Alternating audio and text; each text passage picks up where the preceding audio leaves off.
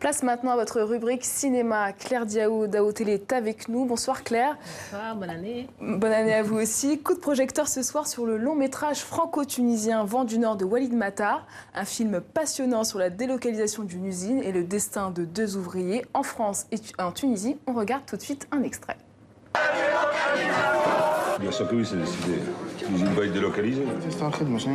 ربي يشفيها امك اللي بعده. أمي خلي شوية للدسيرة كيف باش تشبع.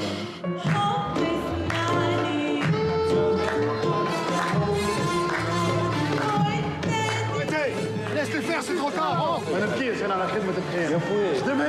ها بتيجي أنت بالذات ما تحكيش معاه. علاش عملت لك انا؟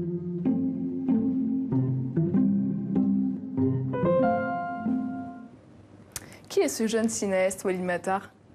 Donc c'est un cinéaste tunisien qui est né à Tunis et qui a été formé à travers la Fédération tunisienne des cinéastes amateurs.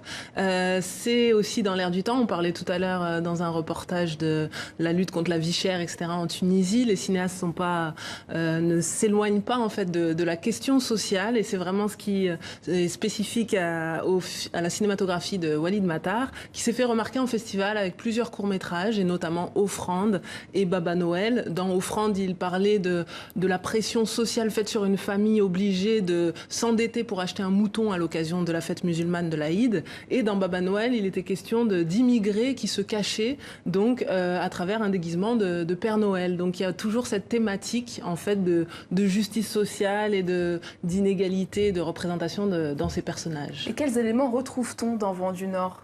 Vent du Nord est un très beau film, effectivement, sur la délocalisation, mais aussi sur la précarité, sur l'accession à des rêves. Donc on y suit deux personnages et deux pendants. D'un côté, en France, on a une représentation de la France prolétaire, de la France des ch'tis, du nord de la France, cette France qu'on retrouve assez peu dans le cinéma français en général.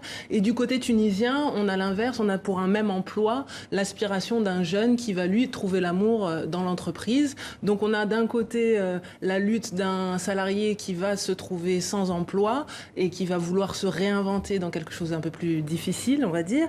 Et de l'autre côté, on va avoir un jeune qui va être content d'avoir un emploi, mais qui en même temps aspire à beaucoup mieux et n'a pas forcément les moyens de l'avoir. Et que pouvez-vous nous dire sur la forme de ce film ? En quoi il est particulier ? C'est un film qui se construit un peu comme un aller-retour entre la France et la Tunisie. Alors, à travers plusieurs stratagèmes, on peut avoir l'avion qui traverse le ciel, on peut avoir le bateau qui traverse la mer.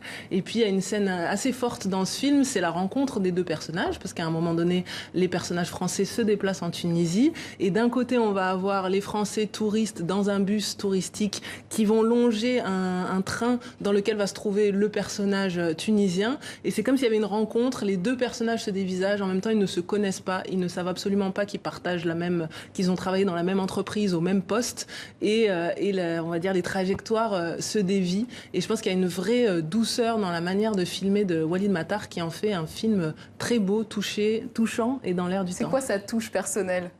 Je trouve qu'il filme avec beaucoup d'amour ces personnages. Et il arrive en plus à insuffler de l'humour dans des comédies sociales un peu dramatiques de par leur thématique.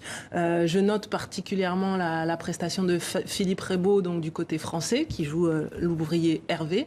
Et du côté tunisien, il faut quand même noter que c'est un rappeur, Mohamed Amin Hamzaoui, qui joue pour la première fois, qui a des yeux à tomber par terre et qui arrive à travers son regard à nous transmettre tout l'amour qu'il va ressentir pour sa collègue et qu'il va tenter avec plus ou moins de succès, de séduire grâce à son métier.